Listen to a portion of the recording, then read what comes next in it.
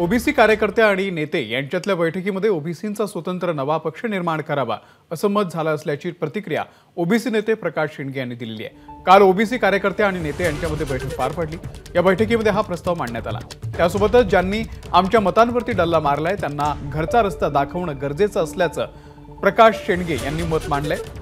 आगामी लोकसभा निवडणूक आमचा नवा पक्ष लढणार असल्याची माहिती देखील शेंडगे यांनी दिलेली आहे। या निवडणुकीमध्ये आमचा पक्ष 48 जागा लढवणार असल्याचं देखील त्यांनी यावेळी बोलताना सांगितलंय। महाविकास आघाडीमध्ये प्रकाश आंबेडकरांची बोलवण एखाद दोन जागेवरती होण्याची शक्यता आहे। जर आंबेडकर आमच्यासोबत आले तर जास्त जागा मिळतील असंही शेंडगे यांनी यावेळी म्हटलंय।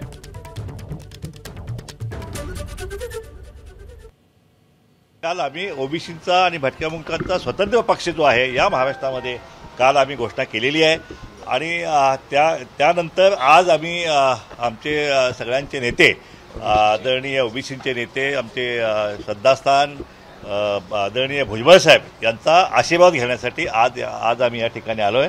त्यांचा आशीर्वाद घेऊन आज आम्ही पुन्हा ह्या पक्ष बांधणी आणि पुढच्या लढ्याची रणनीती जी आहे ती रणनीती ठरवण्यासाठी आता इथून पुढे आम्ही कामाला लागणार आहोत। प्रकाश आंबेडकरांना महाविकास आघाडीकडून त्यांना त्या महाविकास घेण्यात आलेला आहे, पण त्या ठिकाणी त्यांना किती न्याय मिळेल, त्यांना दलितांना कितपत न्याय मिळेल याची मात्र हे शाश्वत सांगता येत नाही आहे।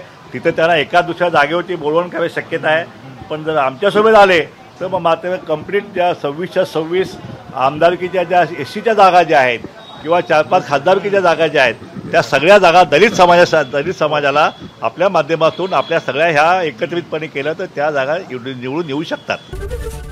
एबीपी माझा, उघडा डोळे बघा नीट।